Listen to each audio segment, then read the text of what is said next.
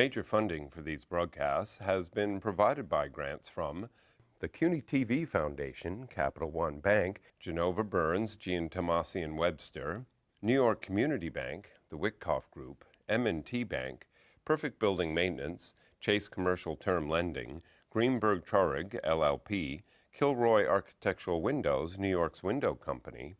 Additional funding is provided by grants from AKA Hotels, Corman Communities, Ariel Property Advisors, Bank of America Merrill Lynch, Bank Leumi USA, Briarwood Organization, CBRE, Colliers International NYC, Cushman & Wakefield, Customers Bank, DDG, Dime Savings Bank of Williamsburg, Eastern Union Funding, Flushing Bank, Friedman LLP, Gemini Real Estate Advisors LLC, Herrick Feinstein LLP, Hersha Hospitality Trust, Investors Bank, James D. Kuhn Real Estate Institute at Syracuse University, James Orphanides Centurion Holdings, Margolin Weiner and Evans LLP, Madison Realty Capital, Massey Knackle Realty Services, Matone Group, Meridian Capital Group, Newmark Grubb Knight Frank, New Banks, People's United Bank,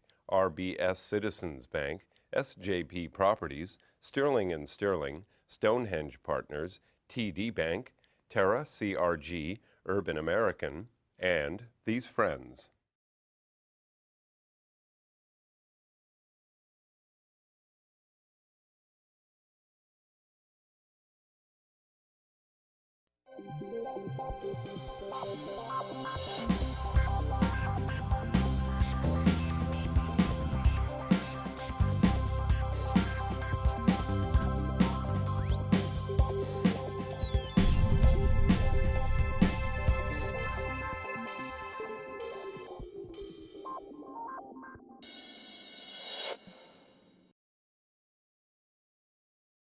You know, there may be 5 boroughs in the city of New York, but there's one that's really on fire. It's a place that everyone wants to go to. Even people over here on my panel today who never knew what Brooklyn was.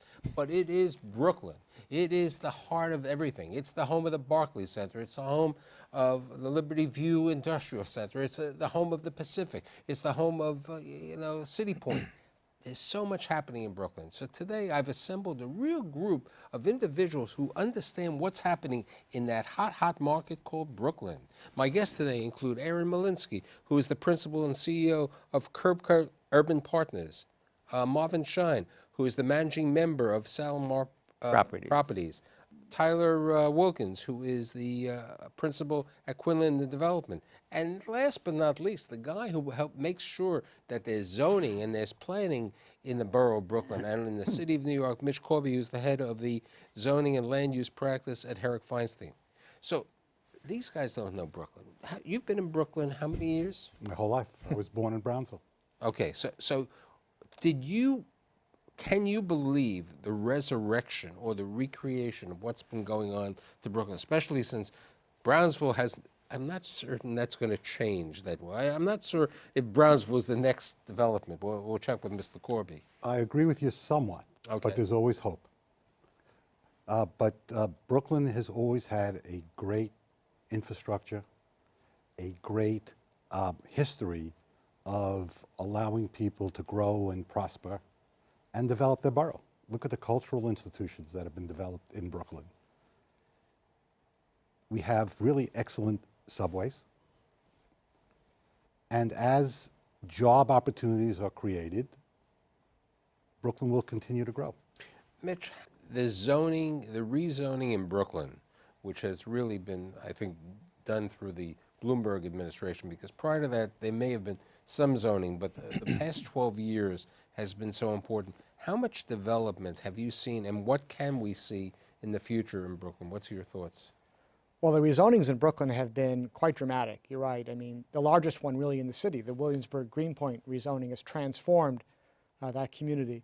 But most of these rezonings have been balanced. There have been down zonings in some places to protect neighborhoods and to keep buildings of a certain context, and up zonings in other places where appropriate. 4th Avenue and Park Slope, for example. Before too long, you won't be able to get gas on 4th Avenue because every gas station has been replaced by That's happened in Manhattan. That's true. You're never going to find a parking lot, and you're never going to be able to get gas. Right. And this has resulted in tremendous growth and opportunities, and it's all very good, a very good thing. Brooklyn has the capacity, I think, to continue to grow and change.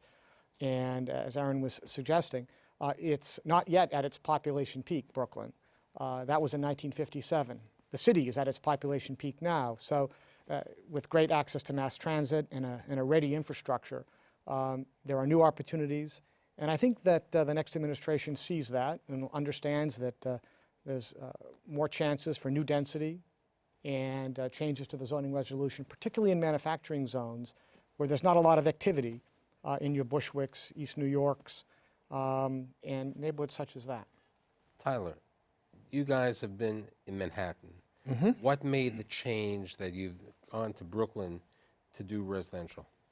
Well, it's, I guess there's the empirical side where you've seen that job growth continues to grow in Brooklyn. You have double the number of people that moved to Brooklyn than Manhattan in the last 2 years. And you have a housing stock that's antiquated and 70 years of age on average, and people want to be in Brooklyn. And so talk about it. You know, it's interesting because I've assembled a really diverse group. I mean, Aaron is really a leader, a key on understanding retail. Marvin is taking care of an industrial type of thing. You're in the residential over there, and then I have Mitch, who's overall. Talk about those three developments you're involved with now. yeah, good question. So we, in Borum Hill, we have a multifamily rental that's coming online on Pacific and Smith, and we tore down a 2-story garage that hadn't been used in 15 years. In Brooklyn Heights, we have a 19-story multifamily coming in on Remsen Street, and we are taking down housing stock that's been there for 80+ years. And in downtown Brooklyn, same profile of housing stock. We're taking down 6 buildings entirely, and we'll have 200,000 feet, 40 stories there. You know, I hear of zoning over here, and it relates because the City Point, what it was Albee Square Mall. Over here, you've really gone high density. You're talking about that. One of the areas that Mitch spoke about was the Greenpoint rezoning, but the downtown Brooklyn rezoning was very important also. Talk about that. Right.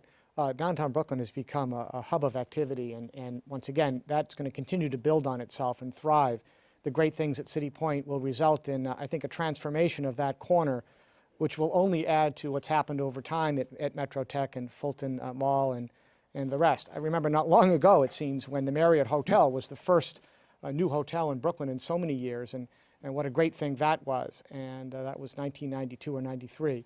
So going back then and looking at what's happening now, it's a wonderful thing and a partnership between initiatives of the city and the private sector. And people are living and working in that community, and I think the future is only up. It's very exciting, actually. Yeah, but I think an important part of all the rezonings is the need to provide for 21st century retailing.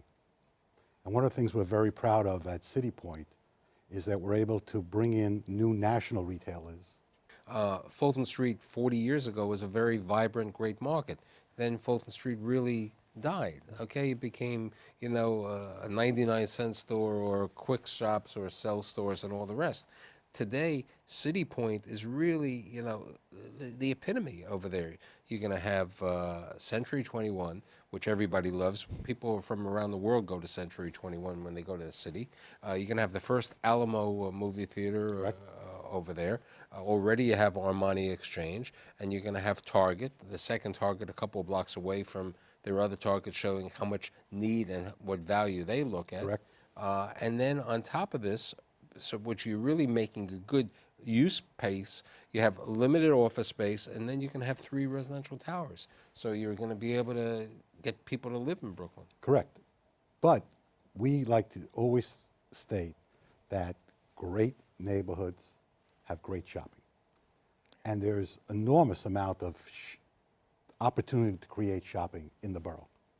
Because we talk a lot about all the new development neighborhoods, but there are many neighborhoods and communities inside of Brooklyn, single-family homes, two-family homes, three-family homes, that have continued to reinvest in the neighborhood and do not have the opportunity for great shopping.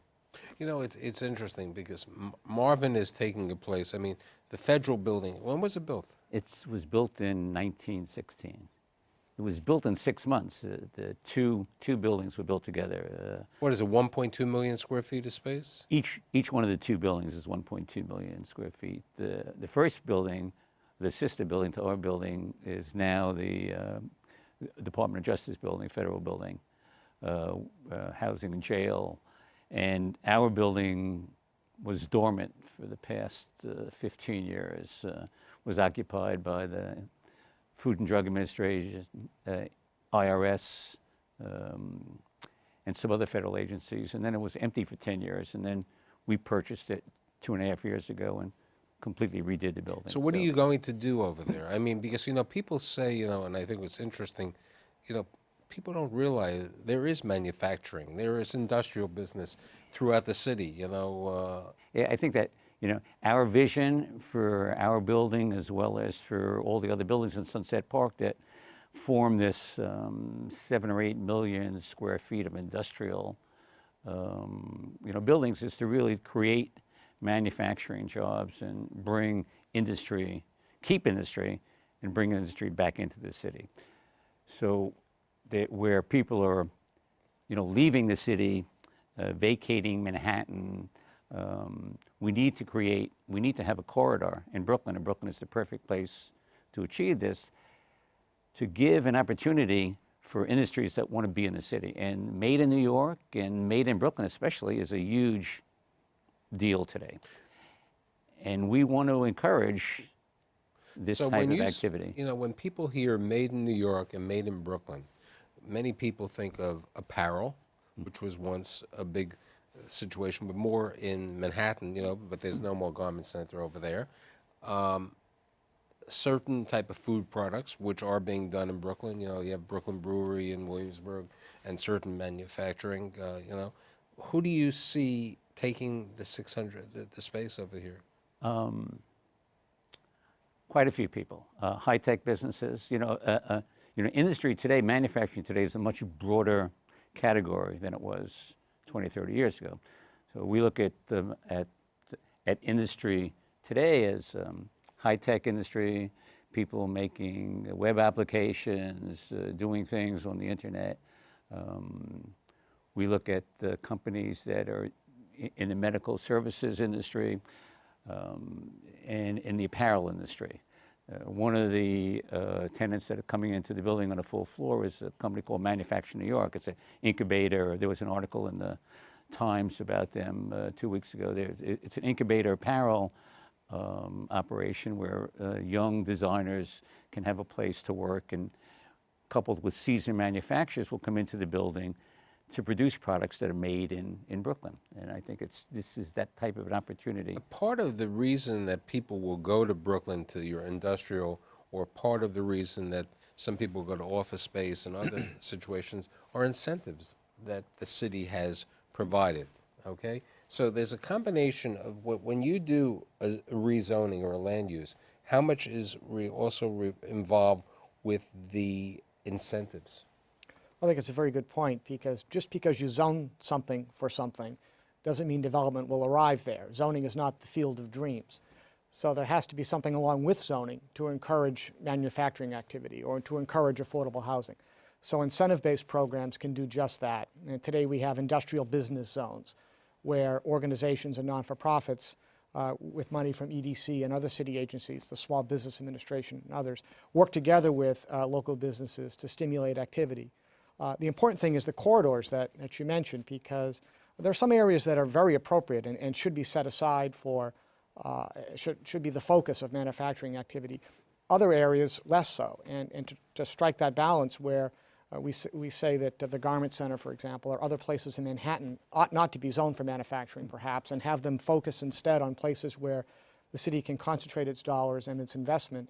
But zoning working together with other programs, can see to it that these areas thrive. But by itself, zoning is not something that's... Here's an interesting question.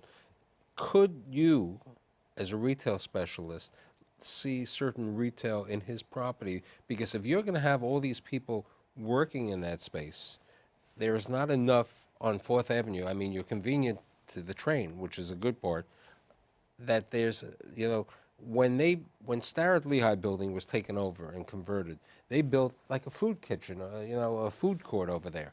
Are you going to have a food court, or would you do you see retail? We see big retail there. We're talking to some, you know, national, you know, retailers that are looking to take the majority of the retail space. Our contract with the city is that we're only allowed 15% of the $1.2 million to be allocated to retail. The remaining 85% must be for industrial users. So, and the other challenge that we have is that the building is listed in the National Registry, so it's a historic building. So today the building looks like it was when it was first built. I mean, we had to replicate the original windows. The facade is the identical facade that was when it was first built. So certain type of retail can't go there. Well, we can do a big retailer, a big national retailer, because we have one of the few places in Brooklyn that has parking, and we have excellent truck transportation in and out of the facility. So for a big retailer, a big national retailer, they want to be in there, and we've had a lot of requests from national retailers to be in this space. How far are you from Costco? We're on 30th Street. Costco's on 39th, so it's nine blocks. Now, that's an interesting situation. When Costco opened up over there, because originally it was supposed to be, I think, Kmart who went out of business. You know, it was a variety of places that went out of business, and that happens to be one of the best Costco's probably in the 5 boroughs. It's one of the best Costco's in the country. That's right. I'm not so sure. Okay, I think it's a good facility, but it's a 2-story operation. Right, which has an effect, because you have to take the carts and Correct. the elevators and everything there. But I enjoy listening to your talk about industrial, but from my perspective, I look for industrial properties in Brooklyn to convert them to retail. Right. So I'm happy to see the biggest building available that we can convert or knock down and rebuild for retail purposes. So if we're looking in Brooklyn today, you know, we have Tyler over here who's made the pilgrimage to Brooklyn over here. Where, and this is a question, where would you want to go in Brooklyn? Where do you think there are opportunities? And Mitch, what do you see in zoning changes? Well, one of the areas that I look at because of its central location is Bushwick. I think Bushwick is entitled to good value shopping, what I call, again, 21st century shopping. But I also look at Coney Island. And as residential finally occurs in Coney Island, and I think it will because of the waterfront, recognizing it is a long commute, there's going to be a big need, but I think there's a big need in Coney Island today because of the neighborhoods just north of the Belt Parkway. One of the changes, I think, for urban retailing in the 21st century is the old adage of location, location, location is going to be substituted with facility, location, accessibility. What do you mean by that?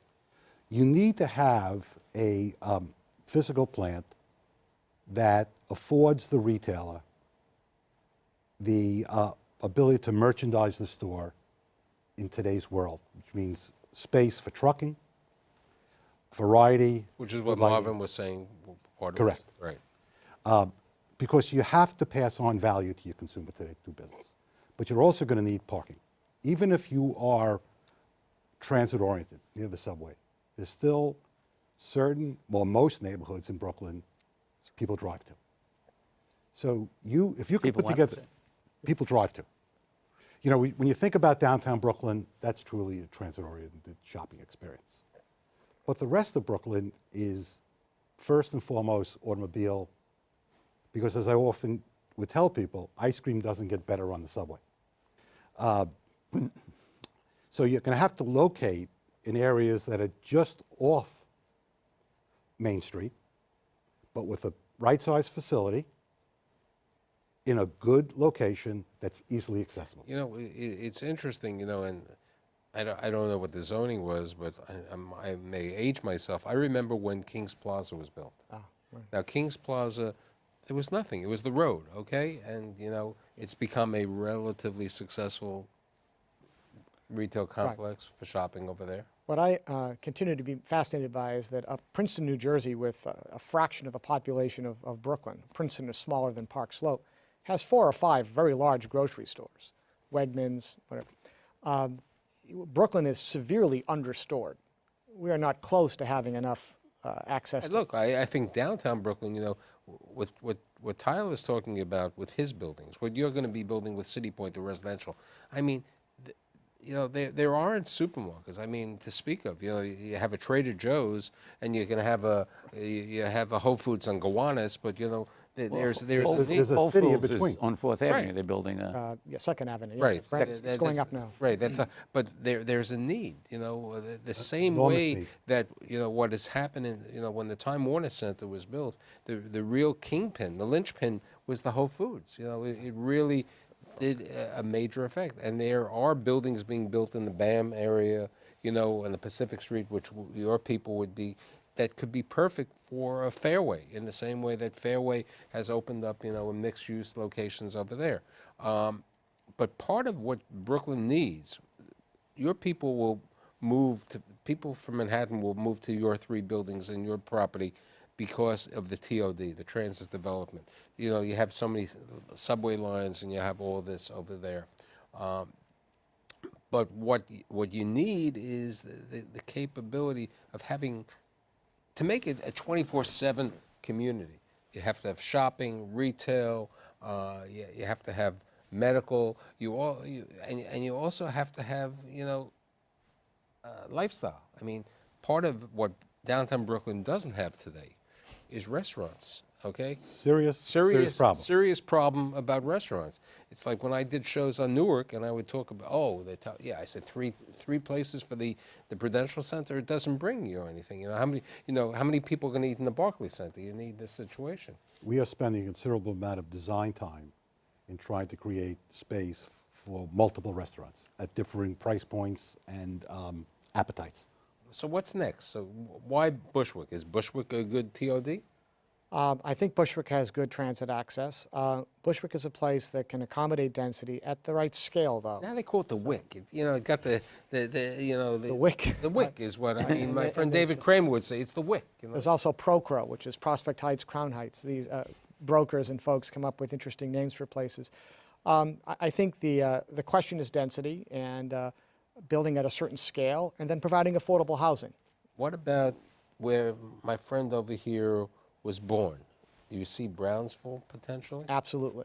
Brownsville was probably a third bigger years ago than it is today, and the housing stock has a Tyler capacity. will take you with a passport to show you where Brownsville is. Just take them on a ride from one end of Flatbush Avenue to the other. That's a great experience. That's right. So I do think that there's tremendous opportunity in these communities. You know, it's interesting because I believe it's in Brooklyn. You know, it's the related property off the Belt Parkway. Gateway, which is probably one of the best retail centers in the city of New York. And that's based on facility, Right, what you said. location, Right, accessibility. the accessibility of the parkway, the accessibility of parking, and they don't have subways. They have nothing. correct. Okay, they have nothing. So they get the community partially over there, but they get people from all over the borough going into that situation. People are concerned sometimes about air pollution and cars and all the rest. The fact is, folks are shopping at these places anyway. Their trips are much shorter. So rather than traveling to Staten Island or traveling to the island, their trips are shorter, and they're traveling to Gateway Plaza or they're going to Costco. So as it happens, when you locate stores in the city and in the boroughs, you're shortening the distance that people have to drive. And you're getting people out of their vehicles and keeping them in the city, keeping tax dollars in the city, keeping employment in the city. It is Here's a a win-win. question. and they've done it in Jersey City rather successfully, light rail.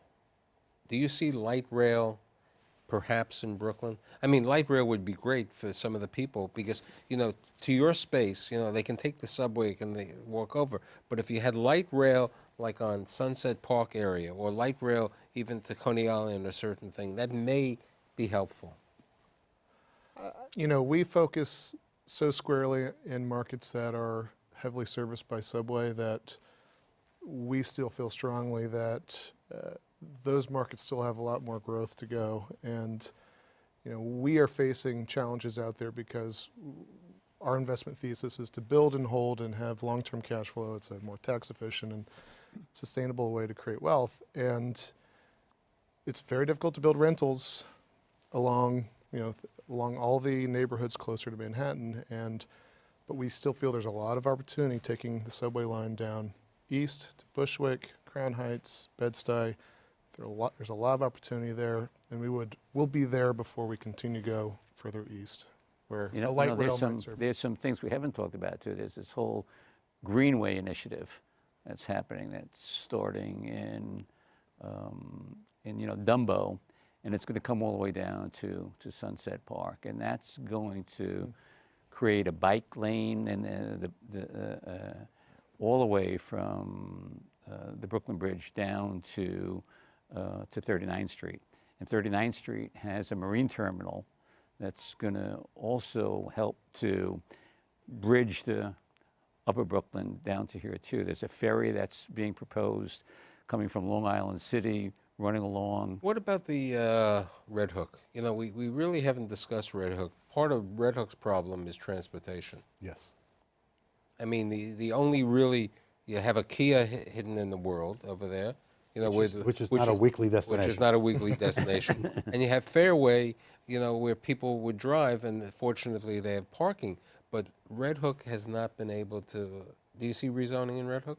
Well, Red Hook has some residential zoning and has some manufacturing zoning. Red Hook has some challenges because of its how close it is to the sea, and what happened during the hurricane and how devastated Red Hook was. So the challenge there is to do something that's environmentally sensitive, and a new development that's aware of its location. But the lack of subway.